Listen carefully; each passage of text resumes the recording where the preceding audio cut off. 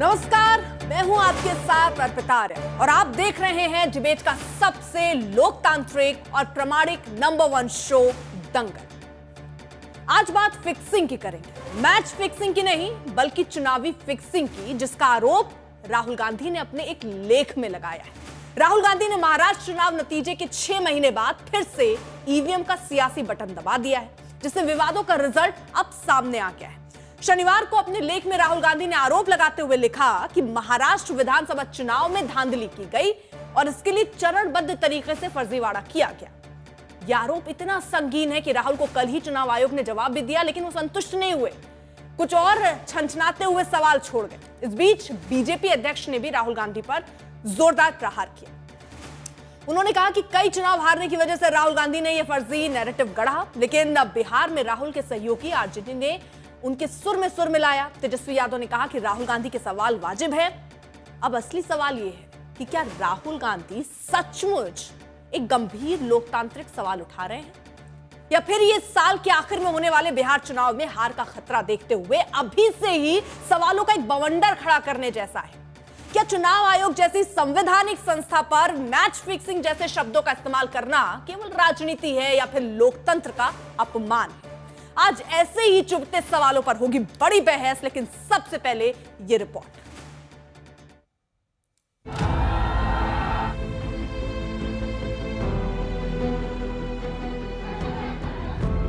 महाराष्ट्र में मिली हार को अब तक नहीं भुला पाए हैं राहुल गांधी। पिछले साल नवंबर में विधानसभा चुनाव के नतीजे आए, लेकिन चर्चा आज भी हो रही है। चर्चा ऐसी जिससे दिल्ली की भी सियासत गर्म हो गई है। राहुल ने इस हार के लिए चुनाव आयोग को कटघरे में खड़ा करते हुए कई संगीन आरोप मढ़ दिए हैं। 2024 में महाराष्ट्र विधानसभा चुनाव लोकतंत्र में धांधली का ब्लूप्रिंट था। लोकसभा में विपक्ष के नेता राहुल गांधी ने शनिवार को एक लेख लिखा था, जिसके बाद हंगामा मच गया। राहुल गांधी ने महाराष्ट्र चुनाव को लेकर चरण दर चरण विस्तार से आरोप लगाते हुए बताया कि कैसे साजिश रची गई। राहुल गांधी ने दावा किया कि निर्वाचन आयोग की नियुक्ति करने वाली समिति पर कब्जा किया गया, फर्जी मतदाताओं को सूची में जोड़ा गया, मतदान प्रतिशत बढ़ा चढ़ाकर दिखाया गया, जहां बीजेपी को जिताना था वहां टारगेट करके फर्जी मतदान कराया गया। राहुल के इन आरोपों पर बीजेपी अध्यक्ष जेपी नड्डा ने पलटवार किया। शनिवार को ही जेपी नड्डा ने राहुल के लेख को चुनाव हारने की हताशा में लिखा गया बताया। जेपी नड्डा ने भी चरणबद्ध तरीके से जवाब दिया। उन्होंने कहा कि उनकी हरकतों की वजह से कांग्रेस पार्टी को हर चुनाव में हार का सामना करना पड़ता है। आत्मनिरीक्षण करने के बजाय वो अजीबोगरीब साजिशें रचते हैं और धांधली का रोना रोते हैं। सभी तथ्यों और आंकड़ों को नजरअंदाज करते हैं, बिना किसी सबूत के संस्थाओं को बदनाम करते हैं, तथ्यों से ज्यादा सुर्खियां बटोरने की उम्मीद करते हैं। राहुल गांधी के लेख का जवाब चुनाव आयोग ने भी दिया। राहुल गांधी के आरोपों को खारिज करते हुए चुनाव आयोग ने कहा कि इस तरह के आरोप राजनीतिक दल हजारों प्रतिनिधियों और लाखों चुनाव कर्मचारियों की मेहनत पर सवाल उठाते हैं और उन्हें बदनाम और हतोत्साहित करते हैं। महाराष्ट्र की मतदाता सूची को लेकर लगाए गए आरोप निराधार हैं और ये कानून के शासन का अपमान है। चुनाव आयोग के जवाब के तुरंत बाद शनिवार को ही राहुल गांधी ने फिर सोशल मीडिया का सहारा लिया और तीखा हमला किया। अगर आपके पास छिपाने के लिए कुछ नहीं है तो मेरे लेख में पूछे गए सवालों का जवाब दीजिए और इसे साबित कीजिए। साथ ही महाराष्ट्र समेत सभी राज्यों के लोकसभा और विधानसभा के हालिया चुनावों की पूरी और मशीन पठनीय मतदाता सूची सार्वजनिक करें। महाराष्ट्र के मतदान केंद्रों के शाम 5 बजे के बाद के सभी सीसीटीवी फुटेज भी जारी करें। कहा मोदी जी। राहुल गांधी महाराष्ट्र का जिक्र करते करते बिहार तक पहुंच गए। मुंबई और पटना के बीच की दूरी भले ही करीब 1500 किलोमीटर है, लेकिन राहुल गांधी ने महाराष्ट्र विधानसभा चुनाव में जो नतीजे आए उसके स्क्रिप्ट में बिहार का भी नाम जोड़ दिया। राहुल गांधी की माने तो बिहार में भी मैच फिक्सिंग दोहराई जाएगी। उन जगहों पर भी ऐसा ही किया जाएगा जहां जहां बीजेपी हार रही होगी। शनिवार को दिए गए राहुल गांधी के इस बयान को आरजेडी ने भी आज हवा दे दी। 2014 के बाद से जब से नरेंद्र मोदी जी प्रधानमंत्री बने हैं, तब से जितने भी कॉन्स्टिट्यूशनल इंस्टीट्यूशंस हैं, संवैधानिक संस्थाएं हैं, सबको हाईजैक कर रखा है। चुनाव आयोग इलेक्शन की घोषणा करता है चुनाव की तारीखों का, उससे पहले बीजेपी की आईटी सेल को पता होता है कि चुनाव कब होना है। तो ये बात तो है, लेकिन इन सब पे हम लोगों की नज़रें हैं। बेशक अभी बिहार चुनाव का ऐलान नहीं हुआ है, लेकिन सियासत का केंद्र बिंदु बिहार चुनाव जरूर बन गया है, जहां आरोप और प्रत्यारोप की बारिश हो रही है। ईवीएम पे ये लोग पूरा ठीकरा फोड़ने का काम करते थे। अब वो बहाना पुराना हो गया, तो अब इन्होंने पिछले चुनाव से, महाराष्ट्र वाले चुनाव से अब एक नया बहाना, जिसका इस्तेमाल इन लोगों ने दिल्ली में भी करने का काम किया। अब उस बहाने के तहत ये लोग क्या कह रहे हैं कि फर्जी वोटर तैयार किए जा रहे हैं। राहुल गांधी के सवाल किससे हैं? चुनाव आयोग से हैं। जवाब कौन दे रहा है? भाजपा दे रही है। ये क्या है? चुनाव आयोग की तरफ से जो जवाब आता है उसमें हस्ताक्षर नहीं होते। चुनाव आयोग को जो जवाब देना चाहिए वो हिरेन जोशी दे रहे हैं, और भाजपा से तो हमने सवाल पूछे ही नहीं है। हमने तो सवाल चुनाव आयोग से पूछे, तो भाजपा क्यों जवाब दे रही है? तथा कथित चुनावी फिक्सिंग पर राहुल के आरोपों को लेकर देश में सियासी बयानबाजी जोरों पर है। बीजेपी और उनकी सहयोगी पार्टियां आरोप को बेबुनियाद बता रही हैं, तो कांग्रेस ने कहा है कि चुनाव आयोग राहुल के आरोपों का जवाब दे। जनता उन पर पहले भी विश्वास नहीं करती थी, उनके कहे पर अब भी विश्वास नहीं करती, और मुझे लगता है कि अब जैसी परिस्थितियां बनी है उसको चलते हुए आगे भी कभी उनके ऊपर इस तरह से विश्वास कभी नहीं करेगी। जहां पर प्रदेश में अलग और केंद्र में अलग सरकार होती है, वहां बेईमानी नहीं होती है। महाराष्ट्र में भाजपा की सरकार थी, प्रदेश में और केंद्र में भी, वहां बड़े पैमाने पर चुनाव में बेईमानी धांधली हुई और वोट फिक्सिंग हुई। ऐसे ही भारतीय जनता पार्टी बिहार में बड़ी धांधली और बेईमानी करने का काम कर रही है। बात जब महाराष्ट्र से जुड़ी थी तो जवाब वहां से भी आया। राहुल के आरोप पर महाराष्ट्र सीएम देवेंद्र फडणवीस ने कहा कि राहुल महाराष्ट्र के वोटर्स का अपमान कर रहे हैं, लेकिन कांग्रेस नेता पृथ्वीराज ने सवाल को जायज कहा। देखिए, मैं राहुल जी को इतना ही कहना चाहूंगा कि ताउम्र राहुल जी आप यही गलती करते रहे, धूल चेहरे पर थी और आईना पूछते रहे। यह आरोप नहीं है। जैसे ही महाराष्ट्र विधानसभा के चुनाव का नतीजा आया था, उसी समय से ये स्पष्ट हो गया था कि इस चुनाव में कुछ घपलेबाजी हुई है। राहुल जी ने तो ये पूरी बात लोकसभा के अपने भाषण में कही है, कोई ये नई बात नहीं है। उन्होंने कई पब्लिक मीटिंग्स में ये बात कही है कि महाराष्ट्र के चुनाव में किस तरह से चुनाव चुराया गया, और विदेशों में भी जब उनको पूछा गया तो उन्होंने ये बातें कही है। लेकिन आज अच्छी बात है कि एक न्यूज़पेपर आर्टिकल की माध्यम से पूरे देश में ये बात फिर से एक बार चर्चा में आई है। महाराष्ट्र से लेकर बिहार तक की सियासत में मैच फिक्सिंग की हवा ऐसी चली है जो अभी तो थमने वाली नहीं है। ये हवा बिहार चुनाव के नतीजे तक भवंडर में बदल जाए तो चौंकिएगा नहीं। लेकिन सबसे बड़ा सवाल है कि क्या राजनीतिक दलों को किसी संस्था पर भरोसा नहीं रहा? क्या जब हार का स्वाद कड़वा हो तो लोकतंत्र के चौकीदार को कटघरे में खड़ा कर देना सही है? दुनिया के सबसे बड़े लोकतंत्र में जनता को सोचना होगा, सवालों के पीछे मकसद क्या है, सुधार या सियासत? आज तक ब्यूरो।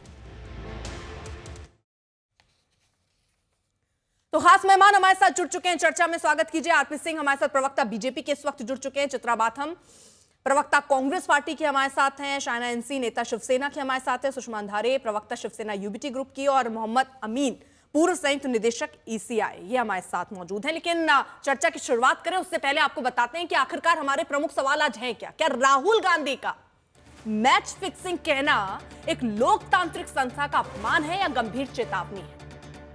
क्या फर्जी वोटर लिस्ट, बढ़ा हुआ वोट प्रतिशत, बूथ डेटा में गड़बड़ी के राहुल गांधी के आरोपों में कोई तथ्य है? क्या तेजस्वी और राहुल अपने बयानों से इस साल होने वाले बिहार विधानसभा चुनाव को प्रभावित करना चाहते हैं?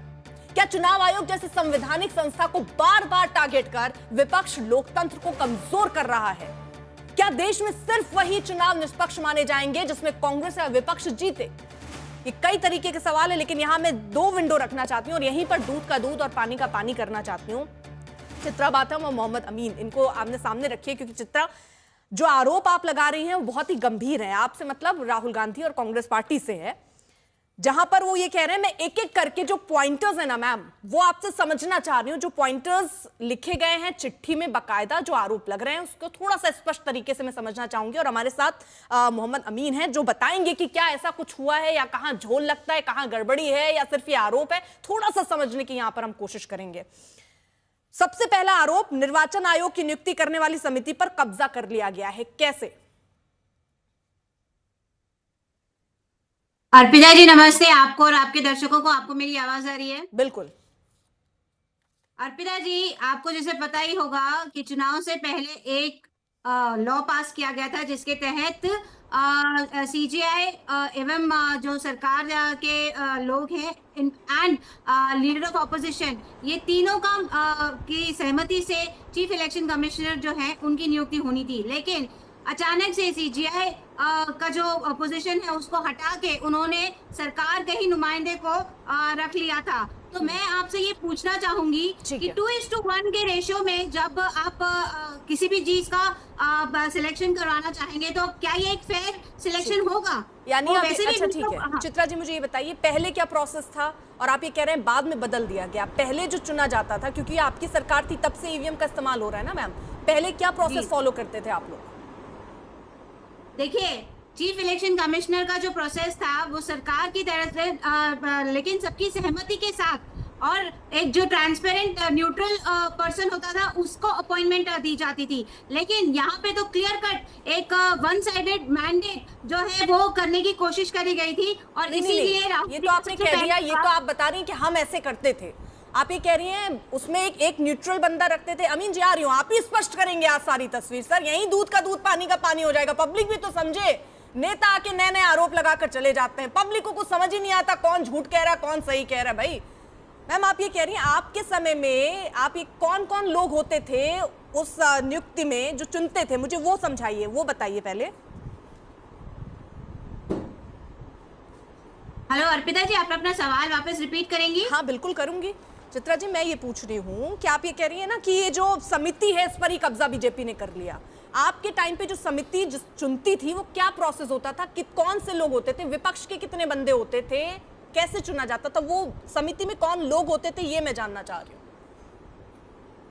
देखिए, इलेक्शन कमिश्नर का जो चुनाव होता था वो सरकार और विपक्ष के जॉइंट एफर्ट्स के माध्यम से ही होता था। लेकिन जैसे मैंने आपको यहाँ पे समझाया है कि अब ये 2:1 रेशियो से इस चीज को वीटो कर दिया जाएगा। और वही हुआ है और लीडर ऑफ ऑपोजिशन का कोई भी आपकी बात से सहमत नहीं है अमीन साहब, जरा जवाब ले लेती हूँ। मतलब आपने जो अभी तथ्य बताया वो कितना सच है कितना गलत है बता देंगे सर। अमीन साहब।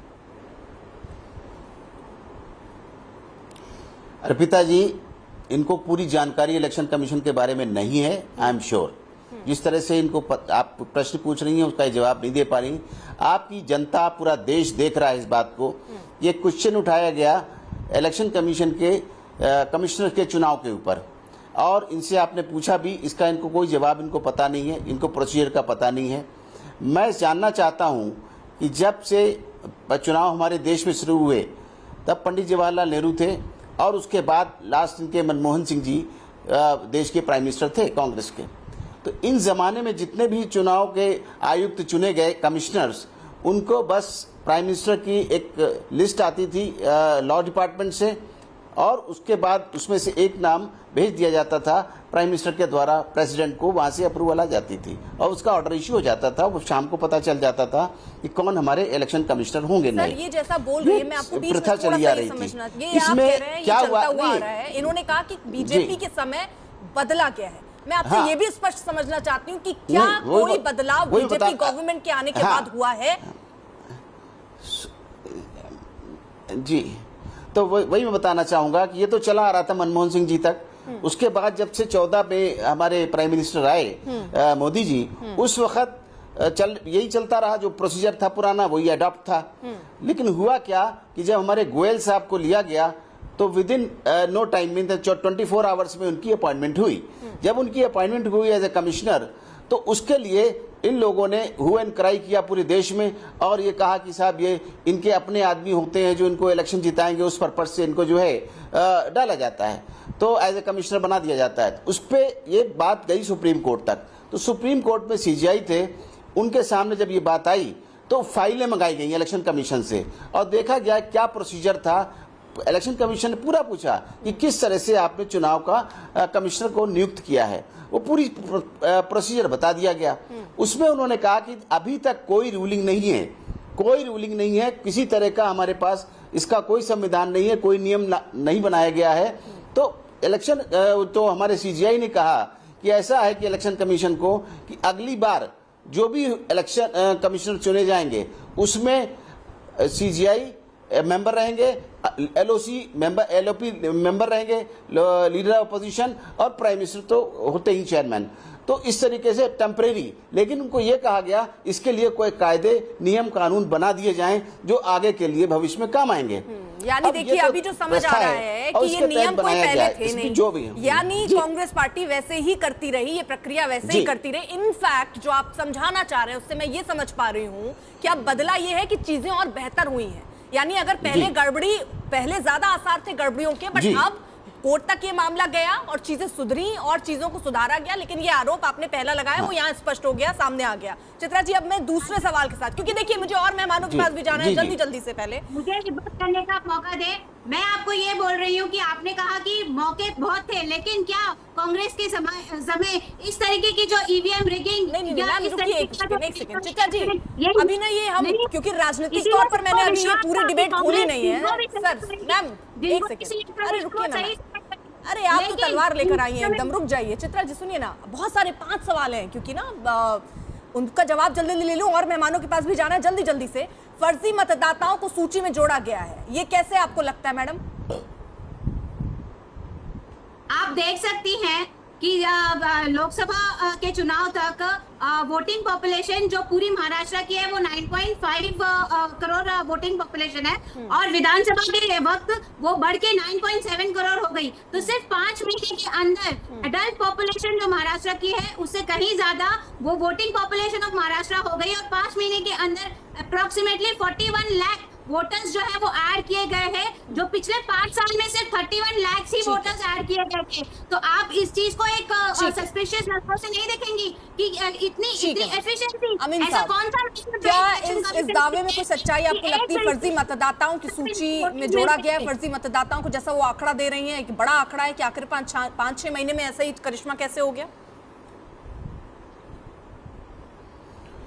जैसे अभी ये बात कर रही थी चुनाव आयुक्त के कमिश्नर के अपॉइंटमेंट के लिए, इसलिए मैं इनको ये बताना चाहूँगा, आपकी जनता को, देश को और आपके जितने दर्शक हैं उनको ये बताना चाहूँगा स्पष्ट तौर पर कि क्या है कि जब भी हमारे संसदीय चुनाव होते हैं या असेंबली के चुनाव होते हैं, उससे पहले एक रिवीजन होता है वोटर लिस्ट का और टाइमली किया जाता है, और उस वक्त मुझे लगता है कि सारी पार्टियां सो रही होती हैं। आपको मैं बताऊं कि जब ये महाराष्ट्र का जो मेंशन कर रही है स्पेशल मेंशन, उसमें हमारे जो स्टेट के इलेक्टोरल चीफ ऑफिसर होते हैं उन्होंने जो बनाई थी लिस्ट, उस वक्त तो बीएलओज हमारे जाते हैं, डोर टू डोर जाते हैं, दुनिया जानती है, और बीएलओज जाके वहाँ पे देखते हैं, क्योंकि उसमें क्या होता है कि कुछ लोगों को डिलीशन करना पड़ता है, जो डेथ हो जाती है या कोई माइग्रेट कर जाते हैं, या कुछ 18 साल के हो गए हैं तो उनको इंडक्ट किया जाता है, या और कोई आ गया होता है वहाँ पे ट्रांसफर होकर उस जगह पर, तो उन स्थानों पर उनको इंडक्शन किया जाता है और डिलीशन किया जाता है। ये तो सिस्टम है।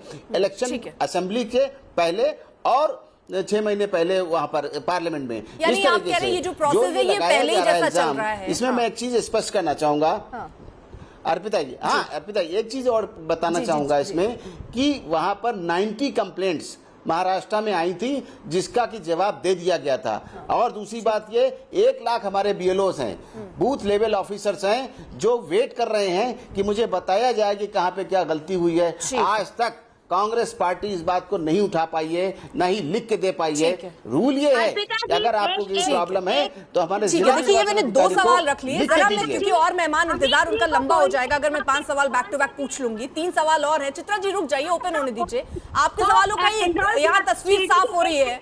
ठीक है, मैं आ रही हूँ, जरा एक रिएक्शन जरा मैं ले लूं। शायना एनसी, आरपी सिंह और सुषमा अंधारी जी भी हमारे साथ मौजूद हैं। आरपी सिंह जी, आपका एक रिएक्शन, इस तरह के आरोप, आप तो इसको हताशा और निराशा देख रहे हैं, लेकिन मुझे याद आता है वो वक्त भी जब 2009 में लालकृष्ण आडवाणी भी कह रहे थे, ईवीएम पर सवाल उठा रहे थे, तो आज वो उठा रहे हैं तो क्या गलत है? जो भी विपक्ष में होता है वो अपनी सुविधा के हिसाब से उठाता है। अर्पिता जी, मैं आपके प्रश्न का उत्तर देता हूं, उससे पहले एक छोटा सा वीडियो क्लिप है, मैं दिखा तो नहीं पाता हूं, सुनाता हूं आपको, सुन लीजिएगा। बच्चे स्कूल जाते हैं जी, कैसा स्कूल है? पब्लिक प्राइवेट स्कूल है? सरकारी है। सरकारी है जी। उसमें पढ़ाई अच्छी होती है? मतलब अब तो इंटर में चले, सरकारी में पहले से बहुत अच्छे बेहतर है। हाँ, पहले से बेहतर है। क्या क्या सीखते हैं उसमें? उसमें कंप्यूटर भी है उन लोगों के लिए, और कंप्यूटर है, और उनको किताब भी मिलता है। डिबेट का एजेंडा कोई बताया नहीं। अंग्रेजी? हाँ, अंग्रेजी सीखते हैं, अंग्रेजी भी पढ़ाया जाता है। देखिए ये अभी राहुल गांधी अभी 4 दिन पहले बिहार गए थे। स्पष्ट कर दूं अपनी अपनी बारी में यहाँ इस चर्चा में सब लोग बोलते हैं ना, आपको मैंने पूरा मौका दिया है, फिर आऊंगी मैम, आप रखे रहिए धैर्य अपने पास। यही डिबेट का, ठीक है आरपी सिंह, यही डिबेट का एजेंडा यही है कि ये बिहार गए, बिहार में जाकर इन्होंने लोगों से पूछा कैसी चल रही सरकार। लोगों ने बहुत अच्छी चली सरकार, पढ़ाई कैसी होती है स्कूल में, बहुत अच्छी होती है, साइकिल हमको साइकिल मिलती है, कंप्यूटर में पढ़ाई होती है, अंग्रेजी पढ़ाई जाती है, हमारे बच्चे बहुत अच्छे हैं, आगे से पढ़ाई बहुत अच्छी हो गई। इनको समझ लग गया कि बिहार का चुनाव इनके हाथ से निकल गया, क्योंकि इन्होंने तो कभी जिनके साथ इनका अलायंस है तब तो जंगल राज चलता था, आज वो स्थिति बिगड़ गई है इनकी, तो अब उसकी झेप कैसे मिठाएं। अब ईवीएम का बहाना तो इन्होंने कोशिश कर ली, पहले ईवीएम का मामला कोशिश कर ली, ईवीएम में फेल हो गए। इलेक्शन कमीशन ने ऑलरेडी इनको कहा कि हम चैलेंज देते हैं, आइए ईवीएम हैक करके दिखा दीजिए, कोई गया नहीं इनमें से, कोई पार्टी गई नहीं इनमें से, ईवीएम हैक करने 1 सेकंड दे दीजिए। अब इन्होंने नई चीजें ढूंढनी शुरू कर दी, और मैं इनके एक एक प्रश्न का उत्तर देने को तैयार हूं। कृपा कर एक एक कर प्रश्न पूछे, कितने वोट बढ़े, क्या बढ़े, सब एक एक प्रश्न को उत्तर दे दूंगा इनके जी, क्योंकि ये जो कह रहे हैं वोट बढ़े, जब महिलाओं को लगा कि इस बार विशेष अनुदान मिलेगा तो बड़े पैमाने पर महिलाओं ने अपने वोट बनवाए, बड़े पैमाने पर अपने वोट बनवाए। फिर दूसरी बात इन्होंने कहा कि परसेंटेज वोट कैसे बढ़ गए आखिरी 2 घंटे में, आपको ये लग रहा है कि सामने बिहार के चुनाव है और चुनाव से पहले एक माहौल बना लिया जाए कि अगर चुनाव हारते हैं तो ईवीएम पर ठिकरा फोड़ दिया जाए, आप ये समझा रहे हैं। ठीक है सर, शायना एनसी, ठीक है आरपी सिंह जी आ रही हूँ, एक छोटा रिएक्शन सबसे ले लूं। शायना एनसी जी आपसे जी, क्योंकि मैं महाराष्ट्र में रहती हूँ, मुंबई की हूँ, मैं सभी सवालों का जवाब देना चाहती हूँ। सर्वप्रथम ये आर्टिकल राहुल गांधी ने लिखा ही नहीं है, क्योंकि वो जिस नासमझी से उन्होंने लिखा है, एक एक सवाल के ऊपर जवाब है। अभी उन्होंने कहा कि 2019 की विधानसभा में 8.98 करोड़ वोटर्स थे, विधानसभा के बाद लोकसभा 2024 में 9.29 करोड़, जहां 31 लाख वोटर्स बढ़े और उनकी जीत होती है, वहां कोई ईवीएम टैंपरिंग नहीं।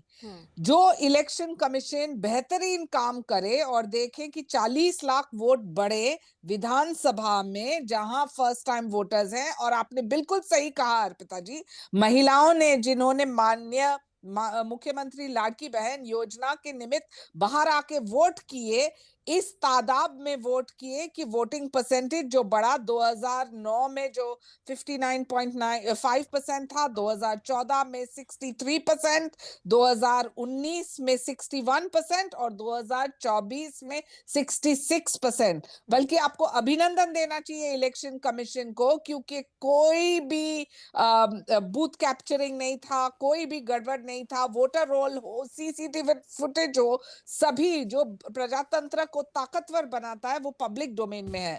जो आपको आपत्ति हुई तो आपने क्यों कंप्लेंट नहीं किया? आपने कहीं कंप्लेंट तो किया नहीं। फिर देखिए ये नासमझी का हद जो होता है, जहां राहुल गांधी बोलते हैं कि 12,000 बूथ में 85 कॉन्स्टिट्यूएंसीज जो बीजेपी जहां जीत के आए, वहां 600 वोटर्स ज्यादा वोट किए 5 बजे के बाद। आप मुझे बोलो 600 वोट में हार जीत होती है क्या? जो आप इतने ना समझ हैं तो ये समझ लीजिए कि हमारे महाराष्ट्र में 1 लाख पोलिंग बूथ थे, ठीक है, जो आप सिर्फ 12,000 की बात कर रहे हैं ये।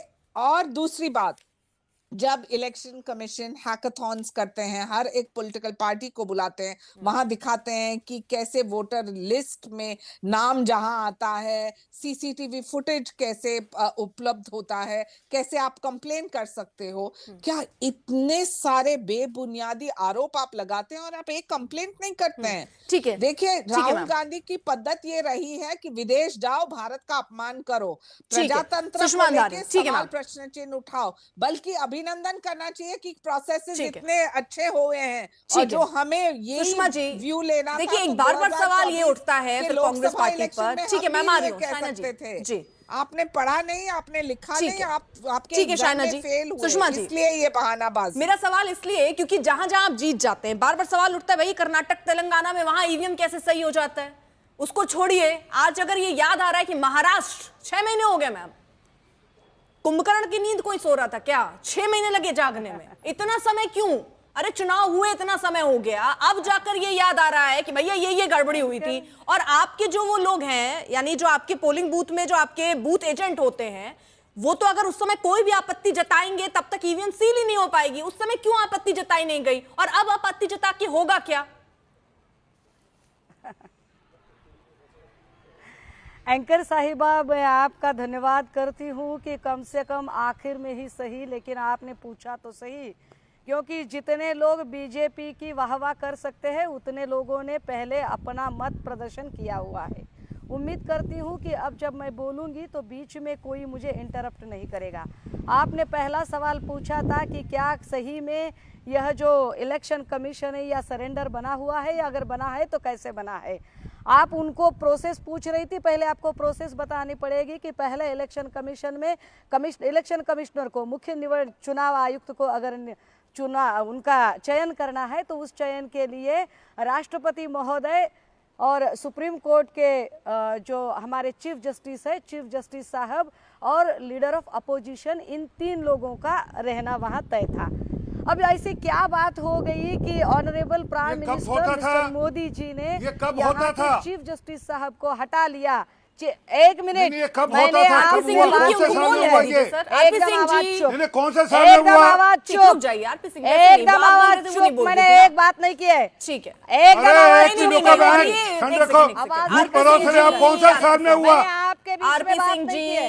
हाँ ठीक है, और प्लीज आप लोग, मैं ये मान के चल रही हूँ कि एक पार्टी के वरिष्ठ पत्रकार आप जो है, मैम रुकिए एक सेकेंड, मैम देखिए, एक जो चेतावनी और ये लहजा है ना, थोड़ा सा सौम्य रखेंगे तो ठीक रहेगा। ठीक है मैम। सुषमा जी, मैं ये कह रही हूँ, किसी को डराना धमकाना ये सब तरीका नहीं अच्छा लगता ना, मतलब बहुत आराम से अपनी बात कहिए, मैं पूरा मौका दे रही हूँ ना। सुषमा जी, चीफ जस्टिस को अर्पिता जी, मैं क्या बोल रही हूँ, देखिए चीफ जस्टिस को हटाने की क्या वजह थी, इस पर कोई स्पष्टीकरण नहीं दे पा रहा है। आपने चीफ जस्टिस को हटाकर क्यों आपकी पार्टी का एक कैबिनेट मिनिस्टर वहां लेने की होड़ की, क्या इस पर आपके पास कोई जवाब है? तो नहीं है। कैसा दूध का दूध पानी करेंगे आप? रही बात दूसरी की, अरे यहाँ वोटर की संख्या बढ़ गई है, जो कोई मेरे पहले जो बोल रहे थे महानुभाव, और वो कह रहे थे ईसीआई के कोई है वह, और वह कहते हैं कि अरे भाई यहाँ तो कोई बढ़ भी सकता है ना, कि जो फर्स्ट वोटर है उनकी भी तो संख्या बढ़ सकती है। कितनी बढ़ सकती है?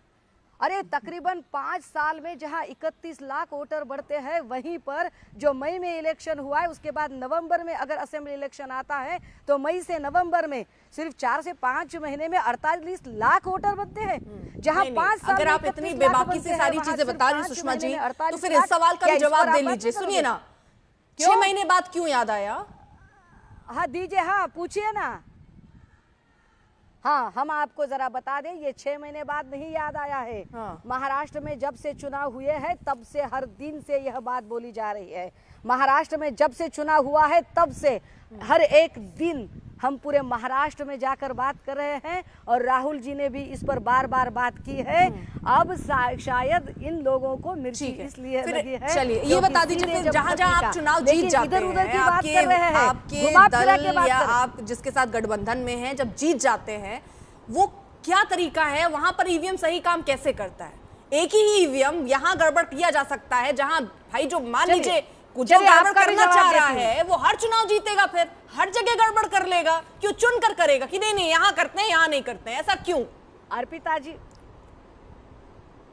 अर्पिता जी मेरे पास आपके सवाल का भी जवाब है। आपने अपना शो ओपन करते हुए कहा कि चलो दूध का दूध और पानी का पानी यहीं पर हम कर देते हैं। अगर सही में आप दूध का दूध और पानी का पानी कर सकती है, या करने की क्षमता रखती है, या चैनल यह क्षमता रखता है, तो चैनल बीजेपी से पूछे कि अरे अगर यह लोकतंत्र है और लोकतंत्र में किसी एक को भी अगर संदेह हुआ तो वह संदेह उसका पूरा स्पष्टीकरण देना, यह बीजेपी की जवाबदेही है। अगर हम बोल रहे हैं कि मैम एक बात मैं पहले आपको स्पष्ट कर दूं, हमारी क्षमता को आंकने से पहले आपकी क्षमता पर मैं एक बात कहना चाहूंगी। सुन लीजिए सुषमा जी, सुन लीजिए, आप क्षमता की बात कर रही हैं, यहाँ चुनाव आयोग पर बात हो रही है, आप बीजेपी पर सवाल उठाने लग रही हैं कि 30 लाख पहले और 40 लाख बाद में आए।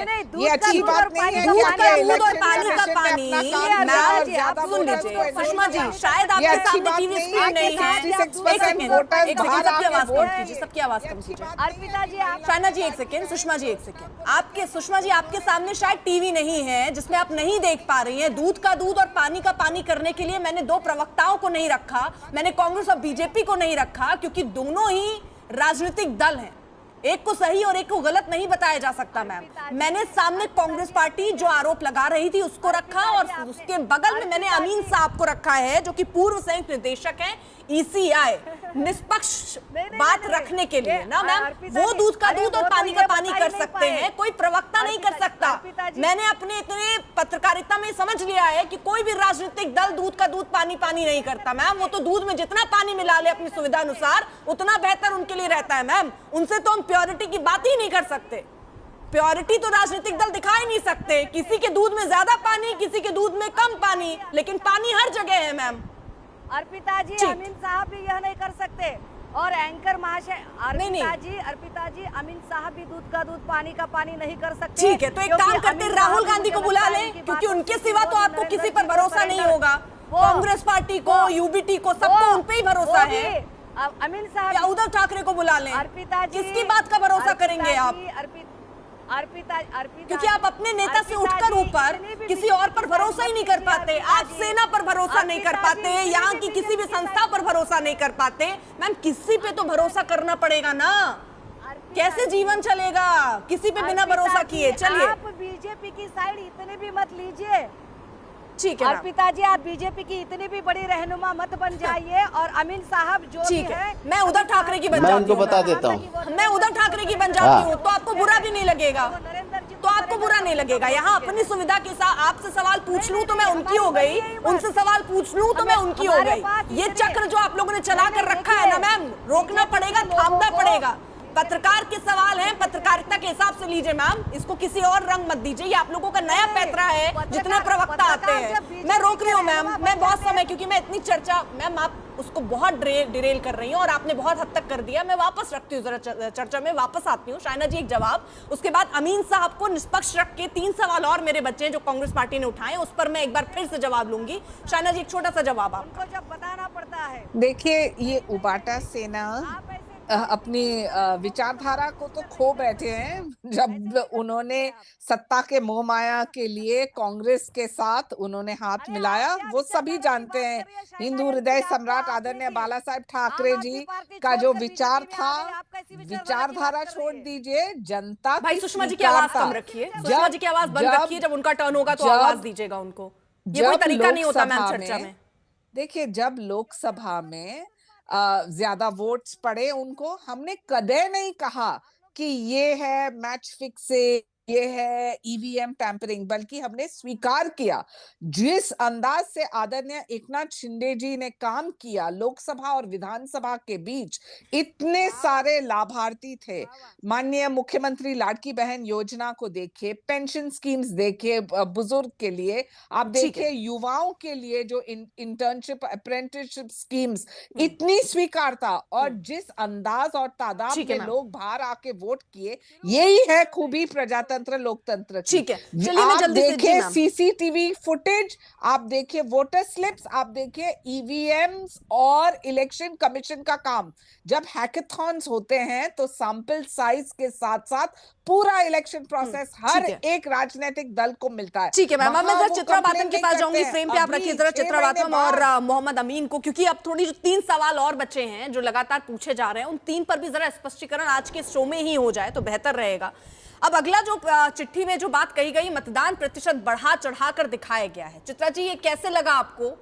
क्या सबूत है आपके पास, या कैसे आप ये महसूस या आपकी पार्टी महसूस कर रही है, वो स्पष्ट कीजिएगा। अमीन साहब को सामने रखिएगा, अमीन साहब जवाब देंगे इस पे कि ऐसा हो सकता है या नहीं। चित्रा। अर्पिता जी, आपने यहाँ पे सारे पैनलिस्ट लोगों से बहुत सारी बातें करी, उसका पहले मैं 10 सेकंड में थोड़ा रिबटल दे दूं और फिर बाद में मैं आपके सवाल को। वैसे मैं बातें कर नहीं रही थी, इसको चर्चा बोलते हैं। अभी आप इंटरप्ट मत कीजिए। आपने कहा कि विपक्ष 6 महीनों से कुंभकर्ण की नींद सो रहा था, तो मैं आपको ये बताना चाहूंगी कि विपक्ष जब से चुनाव हुए थे, उसके जो रिजल्ट्स आए हैं, तब से कॉन्फ्रेंस कर रहा है, मीडिया में जाने की कोशिश कर रहा है, इलेक्शन कमीशन से वक्त लेने की कोशिश कर रहा है। हमें चित्रा जी, मैं आपको एक छोटी सी चीज लॉजिकल बात करना चाहती हूँ। मैम सुनिए ना, ऐसे केवल हम यहाँ हो हल्ला करने के लिए नहीं आए ना, चीजें थोड़ी स्पष्ट हो इसके लिए भी आए। चित्रा जी रुक जाइए, आप ये कह रही हैं कि आप लगातार ये मुद्दा उठा रही हैं, ठीक है, मैं ये मान लेती हूँ कि कांग्रेस पार्टी लगातार ये मुद्दा उठा रही है। अरे चित्रा जी, सवाल सुनेंगी तो जवाब दे पाएंगी ना, सुनिए तो, सुनिए जरा। अरे सुनिए, सवाल ले रही हूँ। अरे सवाल आप थोड़ी पूछिएगा, मैं पूछूंगी ना मैम, रुकिए।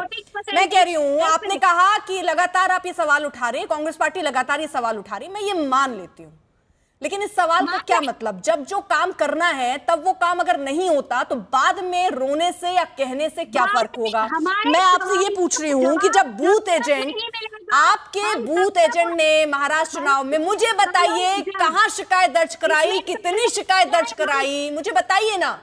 शिकायत दर्ज कराइए मैम, कि हवा हवा में बात चल रही है, इससे हमें कोई फर्क नहीं पड़ता। शिकायत दर्ज अरे तरीका है ना मैम, मान लीजिए आपको अमेरिका जाना है, फ्लाइट लेना पड़ेगा ना, जाने के लिए फ्लाइट लेना पड़ेगा ना, कि केवल कहने से अमेरिका पहुंच जाइएगा? नहीं ना मैम, मैं ये पूछ रही हूँ कि आप ये अगर मैम आप ये कह रही हैं कि आप लोगों को गड़बड़ियां खामियां लगी, मैं मान लेती हूँ लगी होंगी, होगा, हो सकता है, उसके लिए शिकायत करने का एक प्रोसेस, एक तरीका है ना। कहाँ किया, कितनी शिकायत की, क्या क्या कहा, वो बता दीजिए, वो बताइए ना मुझे, बताइए। वक्त ही नहीं देते। 7 फरवरी 2025 को एक संयुक्त प्रेस कॉन्फ्रेंस ली थी सुप्रिया सुले जी और संजय राउत जी के साथ में राहुल जी गांधी ने। उसके बाद में भी इलेक्शन कमीशन ने कोई वक्त नहीं दिया। उससे पहले भी दसियों बार हमने प्रेस कॉन्फ्रेंस करी। मैडम, प्रेस कॉन्फ्रेंस करने से, ट्विटर पे बोलने से, डिबेट में आकर यहाँ पर बोलने से उनको शिकायत नहीं कहते मैम, और ये तरीका नहीं होगा ना शिकायत करने का मैम। इसको ये शिकायत करने का तरीका थोड़ी है कि अरे हमने तो ट्विटर में शिकायत की थी, अरे हमने तो फेसबुक में लिख दिया था। लिख के शिकायत दी है। कहाँ दी है? इलेक्शन कमीशन के पास हमारे डेलीगेशन किस मुद्दे पर? ये जितने 5 मुद्दे आपने लिखे हैं, इसको लेकर आपने, आपके जो बूथ एजेंट थे उन्होंने शिकायत दर्ज कराई? राहुल गांधी की बात नहीं है, हमारा पूरा राष्ट्रीय लेवल का डेलीगेशन ने इलेक्शन कमीशन से वक्त मांगा, लेकिन उन्होंने कभी भी हमें वक्त नहीं दिया। हमारी जो भी रिटर्न की शिकायतें थी, एक्स-सीसी राजीव कुमार जी ने अच्छा, अमीन साहब मुझे जरा इसमें स्पष्ट समझाइए, चुनाव के बाद अगर एक पॉलिटिकल पार्टी को कोई दिक्कत होती है तो वो दिक्कत कैसे अपनी शिकायत दर्ज कराएंगे? प्रेस कॉन्फ्रेंस करके, ट्विटर पे बोल के, फेसबुक पे बोल के, या इलेक्शन कमीशन से मुलाकात करके? क्या तरीका, क्या प्रोसेस है, जरा ये स्पष्ट कीजिए। चित्रा जी रुकिए, शायना जी आ रही हूँ मैं। मोहम्मद अमीन साहब, आप क्लियर सही से बता पाएंगे? हाँ। अर्पिता जी इनको ज़्यादा जानकारी नहीं है, या इन लोगों ने प्रोसीजर का फॉलो नहीं किया।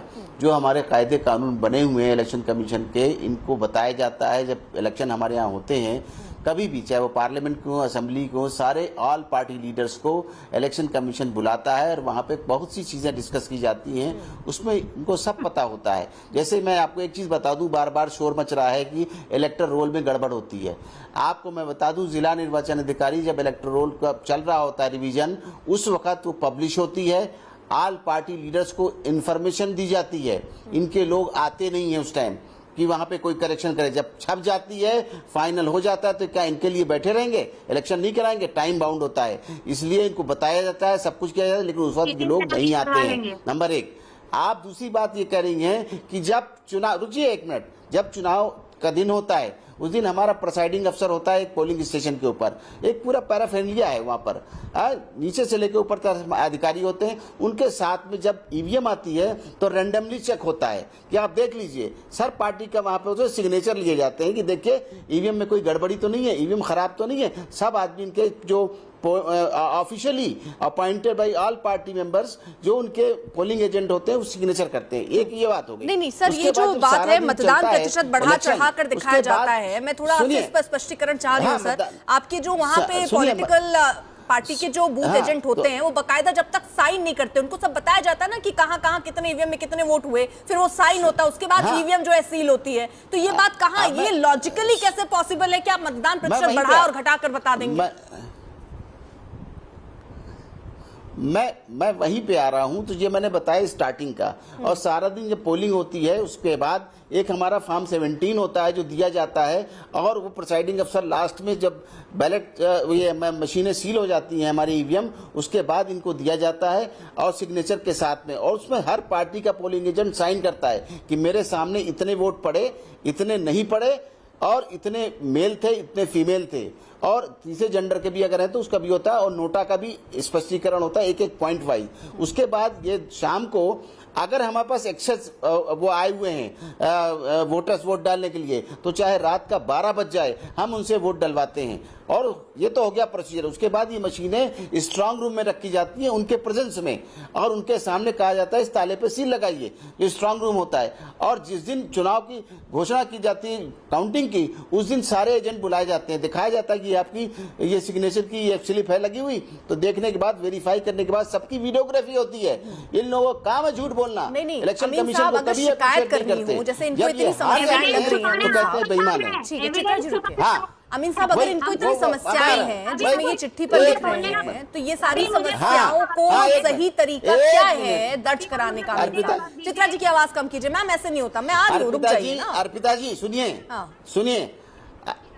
हाँ अर्पिता जी, जब इलेक्शन अनाउंस हो जाता है तो सारा स्टेट या जो सेंटर है पूरा हमारे कंट्रोल में होता है, इलेक्शन कमीशन ऑफ इंडिया के, चाहे वो ट्रांसफर हो या पोस्टिंग कोई भी हो। और हमारे एक असेंबली और पार्लियामेंट में ऑब्जर्वर होते हैं। जनरल ऑब्जर्वर होता है, निर्वाचन अधिकारी कलेक्टर होता है, वो रिटर्निंग अफसर बोलते हैं उसको, और साथ में एक ऑब्जर्वर जनरल होता है आईएएस का, एक आईपीएस का होता है लॉ एंड ऑर्डर के लिए, एक होता है रेवेन्यू के लिए, एक होता है इंफॉर्मेशन सर्विस के लिए। कितना क्या खर्चा है, समझना चाह रही हूँ। ये जो ये कह रहे हैं इतनी 5 इन्होंने शिकायत दर्ज करा दी, अब ये चिट्ठी लिख रहे हैं, ये तरीका क्या होना चाहिए?